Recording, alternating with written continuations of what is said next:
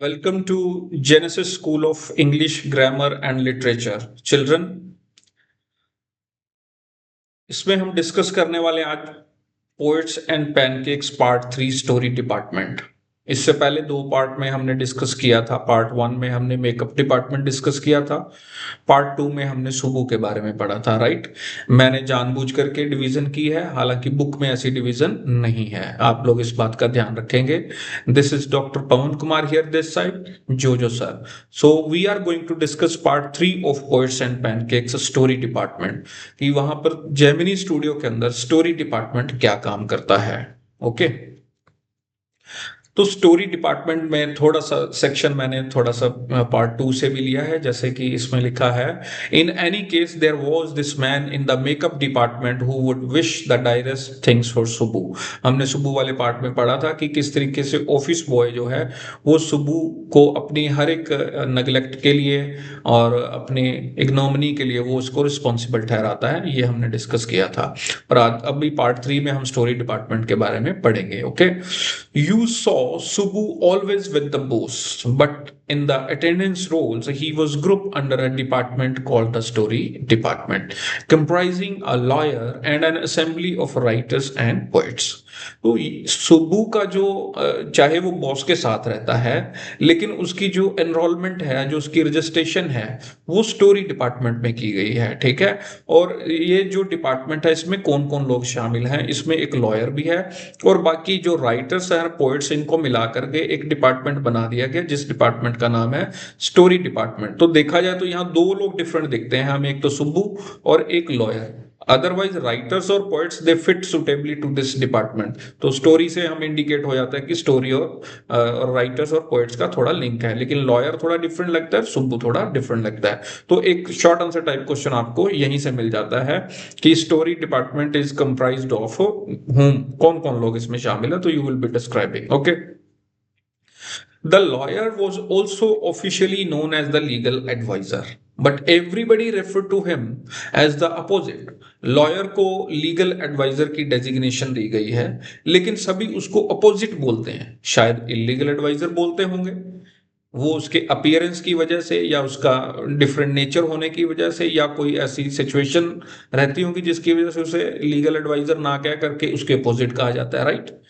So an extremely talented actress who was also extremely temperamental। बात समझना, एक लड़की जो एक्ट्रेस है, टैलेंटेड है, लेकिन साथ ही साथ वो उसके बारे में कहा गया कि वो टेम्परामेंटल है। टेम्परामेंटल का मतलब होता है शॉर्ट टेम्पर, जिसको जल्दी गुस्सा आ जाता है, right. Once blew over on the sets.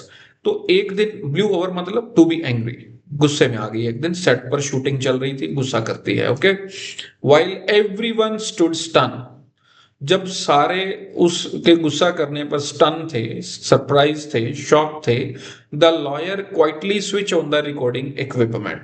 Lawyer ने क्या किया, तो रिकॉर्डिंग करने वाला गैजेट होता है, उसको ऑन कर दिया। Okay when the actress pause for breath, the lawyer said to her 1 minute please and play back the recording. जब एक्ट्रेस रुकी उसके बाद, तो लॉयर ने उसको कहा, मैडम 1 मिनट सुनना जरा। तो उसने वो रिकॉर्डिंग दोबारा से चला दी।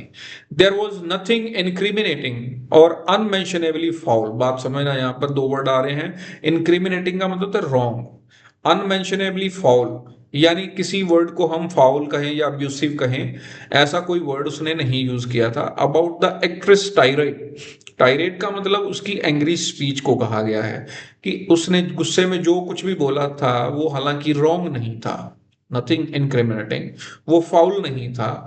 अगेंस्ट द प्रोड्यूसर, जो भी वर्ड उसने यूज किए प्रोड्यूसर के लिए गुस्से में, उसमें कुछ भी रॉन्ग नहीं था। But when she heard her voice again through the sound equipment, लेकिन जब उसने अपनी वॉइस को दोबारा से सुना, वो जो भी बोला था उसने उस टाइम में, शी वॉज स्ट्रक डम।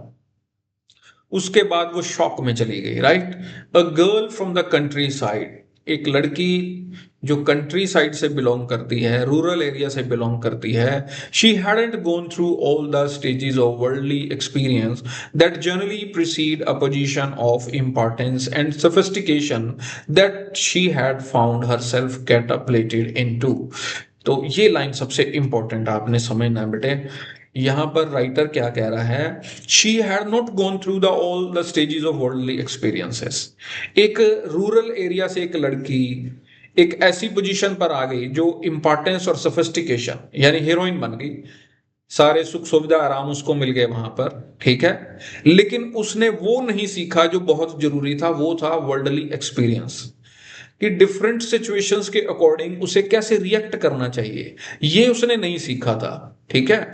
इसलिए राइटर कह रहा है कि she hadn't gone through all the stages of worldly experience, right. ये ठीक है कि she had found herself catapulted into, catapulted का मतलब होता है एंटर्ड, तो वो इन हालातों में आकर के फंस गई थी, ठीक है। फंसने से मतलब ये है कि हीरोइन बन गई, इट्स ओके, लेकिन हीरोइन बनने के बाद एक आदमी जब कोई हाई पोजीशन पर जाता है तो उसका बिहेवियर कैसे होना चाहिए, बड़ों के साथ कैसे बोलना है, छोटों के साथ कैसे बोलना है, वो ये सब चीजें, और फिर सिचुएशन के अकॉर्डिंग उसका रिएक्शन क्या होना चाहिए, वो she had not learn all that. और इस पर बड़ा इंपॉर्टेंट क्वेश्चन आता है कि in which two situations you would say the girl जो है she could not or she had express no worldly experience, कौन सी दो सिचुएशंस बताएंगे। देखो, उसका गुस्सा करना प्रोड्यूसर के ऊपर, दैट ऑल्सो इंडिकेट्स कि she had no worldly experience, और उसके बाद जो लीगल एडवाइजर ने जो उसको रिकॉर्डिंग सुना दिया और उसके बाद जो है वो उसके बाद साइलेंट और शॉक में चली जाती है, वो भी इंडिकेट करता है कि वो उसको वर्ल्डली एक्सपीरियंस नहीं है, क्योंकि आगे की लाइन जो कह रही है ना कि she never quite recovered from the terror she felt that day, क्योंकि उसके बाद वो कभी अपने आप को उस टेरर से रिकवर ही नहीं कर पाई, ठीक है ना। तो दोनों ही सिचुएशन में जो है she has failed to see the situations and react accordingly, दोनों ही सिचुएशन में इंडिकेट हुआ है कि उसको वर्ल्डली एक्सपीरियंस रियल में नहीं था, उसे प्रोड्यूसर पर गुस्सा भी नहीं करना चाहिए था और बिना गुस्सा किए काम चल सकता था। और उसके बाद अगर चलो गुस्सा हो गया तो अगर लीगल एडवाइजर ने उसकी रिकॉर्डिंग कर ली और उसको रिकॉर्डिंग सुना दी, उसके बाद वो she goes into that shock that she does not recover, वो भी एक अजीब बात है ना। तो चलो, वो लड़की जो है she belongs to rural area, तो she could not recover it from that day. तो ये एक पिक्चर जो है आप लोगों को ये समझाने के लिए कि कैसे वो गुस्सा कर रही है और कैसे जो है शूटिंग के टाइम में लोग उसकी सराउंडिंग में खड़े उसकी बात को सुन रहे हैं, ठीक है। और लीगल एडवाइजर भी कहीं ना कहीं उस सामने रिकॉर्डिंग इक्विपमेंट दिख रहा है, उसने धीमे से चला दिया होगा, उसको पता नहीं चला होगा, right. Okay, so that was the end of brief and brilliant acting career. The legal advisor, who was also a member of the story department, had unwittingly brought about that sad end. ये बात है, story department में legal adviser, unwittingly का meaning रहता है unwillingly. Legal adviser ने ये कभी नहीं सोचा था कि उसकी इस रिकॉर्डिंग को सुनने के बाद वो लड़की शॉक में चली जाएगी, वो एक्ट्रेस उसके करियर का एंड हो जाएगा। तो लेकिन हमें शॉर्ट आंसर टाइप क्वेश्चन यहाँ से मिलता है कि how did legal adviser bring end, ठीक है, ऑफ दैट ब्रिलियंट एक्टर या एक्ट्रेस, उसका एंड, उसके करियर का एंड कैसे कर दिया, राइट। तो बट वो इट वाज अनविलिंगली, अब आपको पता है कि उसने ऐसे सोच के नहीं किया था, बट इट हैपेंड। वो उसका एंड इसलिए हुआ कि she herself was not prepare to face those type of world experiences कि डिफरेंट सिचुएशंस में हमारे एक्शन रिएक्शन क्या होने चाहिए, उसकी अपनी गलती रही। Okay, while every other member of the department wore a kind of uniform khadi dhoti with a slightly oversized and clumsily tailored white khadi shirt, ठीक है। तो यहाँ पर स्टोरी डिपार्टमेंट में इस यूनिफॉर्म कैसी थी, जो राइटर्स पोइट्स हैं वो सारे खादी धोती पहनते हैं और खादी शर्ट पहनते हैं, लेकिन जो शर्ट है वो ओवर साइज है, क्लम्सली टेलर मतलब ढंग से बनी हुई नहीं है, बस जैसा भी मेजरमेंट है इट्स ओके, व्हाइट कलर की वो पहनते हैं खादी की। द लीगल एडवाइजर वोर पैंट्स एंड अ टाई, जबकि लीगल एडवाइजर का जो ड्रेसअप है वो पैंट और टाई है, एंड समटाइम्स अ कोट, कभी कभी वो कोट भी डालता है, that look like a coat of mail, और वो कोट किस तरीके का दिखता है, मेल के जैसा। यहाँ मेल एक प्रोटेक्टिव शील्ड होती है जो वॉरियर्स जो होते हैं जब युद्ध में जाते हैं तो वो यहाँ अपनी प्रोटेक्शन के लिए डाल के जाते हैं, वो एक मेटालिक क्लोथिंग होती है, तो यहाँ उसको मेल कहा गया। और लाइक का कोट ऑफ मेल कहा गया, तो यहाँ लिटरेरी डिवाइस भी आप समझेंगे सिमिली है यहाँ पर, तो वो उसके कोट के लिए यूज किया गया है। Okay, often he look alone and helpless, A man of cold logic in a crowd of dreamers, a neutral man in an assembly of Gandhis and Khadis। ठीक है, दो तीन बातें यहां पर आपको लीगल एडवाइजर के बारे में यहां से पता चल रही हैं। He looked alone and helpless, man of cold logic, neutral man. ठीक है, अब लीगल एडवाइस देखो, सुब्बू तो बॉस के साथ रहता है, वो उसको छोड़ो यहां से स्टोरी डिपार्टमेंट में। यहां कौन है लीगल एडवाइजर है, राइटर्स एंड पोएट्स हैं। देखो जो राइटर्स और पोएट्स होते हैं उनको यहां कहा गया crowd of dreamers, because they live in imagination, they have to write some story, they have to write some poetry. उनको पोइट्री लिखना है, स्टोरी लिखना है, तो उन्हें इमेजिनेशन में सोचना पड़ेगा। वो नॉवल लिखना है तो नॉवल बनाना है, उसके अंदर कैरेक्टर्स डालने हैं, ऐसी कहानियां लिखनी पड़ती हैं, डायलॉग्स लिखने पड़ते हैं, right. So they are the people, they become the crowd of dreamers. उसमें man of cold logic, cold logic का इसलिए कहा गया, अब इतनी बड़ी टैलेंटेड हीरोइन का सैड एंड कर दिया उसने, but it does not affect him, उसका उसके ऊपर कोई फर्क नहीं पड़ता, इसीलिए उसको लीगल एडवाइजर की बजाय शायद इलीगल एडवाइजर, अपोजिट, यहाँ वर्ड तो अपोजिट कहा गया, तो अपोजिट कहते हैं, राइट। और वो एलोन है, हेल्पलेस है, because he is not the part of those people who are writers, who are poets and who write something, right। और इसलिए गांधी और खादी लोगों में वो अकेला डिफरेंट, गांधी और खादी लोगों में अकेला इसलिए न्यूट्रल मैन, क्योंकि वो उनका वेयरअप जो है वो खादी धोती का रहता है और इसका वेयरअप जो है कोट पैंट टाई का रहता है। ओके, तो यहाँ ड्रेसअप को लेकर के क्वेश्चन आ सकता है आप लोगों को कि what was the dress of story department people, तो आप उसमें लीगल एडवाइजर का भी लिखेंगे और बाकी लोगों का भी लिखेंगे। यहाँ गांधीज एंड खादीज की स्पेलिंग गलत नहीं करनी है। देखो उसमें आप लोग याद कैसे करते हैं, वो आपने देना टी साइलेंट रहेगा। Okay, Gandhis and khadis. Okay, like so many of those who were close to the boss, he was allowed to produce a film, and though a lot of raw stock and pancake were used on it, not much came of the film। Line को समझना बेटे, जैसे boss ने दूसरे लोगों को, office boy को भी फिल्मों में काम करने का चांस दिया, सुब्बू को भी दिया, they could not get success. ऐसे ही लीगल एडवाइजर को भी बॉस ने दिया था काम, फिल्मों में काम करने का, और उसकी फिल्म में काफी सारा पैनकेक रोस्टॉक यूज भी किया गया। Not much came of the film, लेकिन फिल्म सक्सेसफुल नहीं हुई, फ्लॉप हो गई उसकी फिल्म भी, राइट। अब इसमें थोड़ी सी एक चीज थोड़ा सा समझ सकते हैं आप लोग। पोएट ये राइटर ये कह रहा है कि उसकी फिल्म में भी बहुत सारा पैनकेक यूज किया गया। ये बात राइटर जानबूझ के भी कह रहा है, ही क्रिएट्स फन। फन का मतलब क्या है कि पिक्चर को सक्सेसफुल करने के लिए पैनकेक जरूरी नहीं होता है, it depends upon the acting, theme और content of the film. Film के कंटेंट पर, एक्टिंग कैसी की गई, उन सब चीजों पर ज्यादा डिपेंड करता है, ना कि मेकअप मटेरियल पर।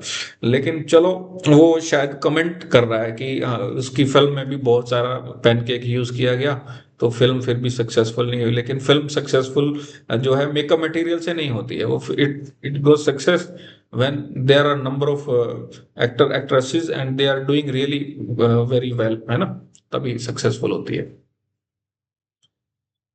Then one day the boss closed down the story department, and this was perhaps the only instance in all human history where a lawyer lost his job because the poet were asked to go।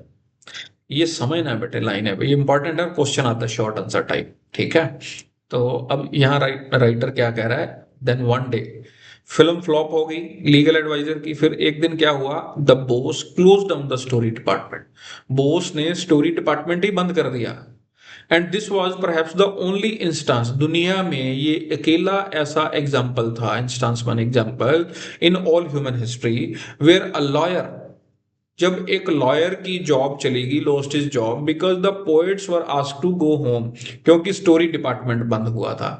वो इसलिए हुआ क्योंकि legal adviser जो है he is enrolled in story department. हालांकि सुब्बू भी वहां enrolled है, लेकिन सुब्बू तो देखो अपनी सेफ जगह बनाए हुए है, वो बॉस के साथ है। लेकिन स्टोरी डिपार्टमेंट बंद होने से लॉयर की जॉब चली जाती है। This became the first example in the human history कि कोई कहेगा यार लॉयर की जॉब क्यों चली गई, क्योंकि स्टोरी डिपार्टमेंट बंद हो गया, है ना।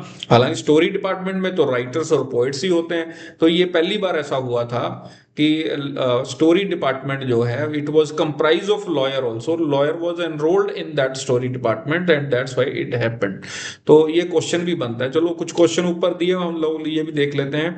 Who ended up the career of an actress, तो लीगल एडवाइजर ने जो है एक एक्ट्रेस का करियर एंड अप किया था। So what kind of dress did the member of story department wear, आप पता ही है गांधी खादी वेयर में थे। The legal dress, sorry the dress of legal adviser, तो वो भी आपको पता ही है, वो कोट पैंट डालता है, टाई लगाता है। What type of man was legal adviser, ये मैंने आपको बताया ना, 2-3 पॉइंट आपको बताए थे कि legal adviser man of cold logic है, न्यूट्रल मैन है, एलोन है और हेल्पलेस है, ठीक है। सो ही वाज न्यूट्रल, तो न्यूट्रल इसीलिए कि वो लोग सब अपने राइटर हैं, पोएट हैं, वो he is of a different type of profession, right. तो इस तरीके से हमने आज स्टोरी डिपार्टमेंट के बारे में पढ़ा, स्टोरी डिपार्टमेंट में क्या क्या हुआ, कैसे हीरोइन अपना करियर गवा बैठी और कैसे लीगल एडवाइजर उसके लिए अनविटिंगली बेचारा वो रिस्पॉन्सिबल हो गया। ओके, तो ये पिक्चर है जहां पर हम देख रहे हैं कि किस तरीके से वो शायद गुस्सा कर रही है उसके ऊपर, प्रोड्यूसर के ऊपर, और सब लोग देख रहे हैं, वेट कर रहे हैं। ओके, ये पैनकेक मटेरियल भी पड़ा हुआ है यहाँ पर, ये सिचुएशन है ना। तो with this, thank you so much children, you are so good to listen me। और टेलीग्राम पर मेरे नोट्स अवेलेबल रहेंगे, आप लोग वहाँ से नोट्स अपने डाउनलोड कर सकते हैं। लाइक और सब्सक्राइब बिल्कुल ना करें, बेशक मुझे कोई फर्क नहीं पड़ता, हाँ लर्न जरूर करें please. Okay, God bless you all, thank you.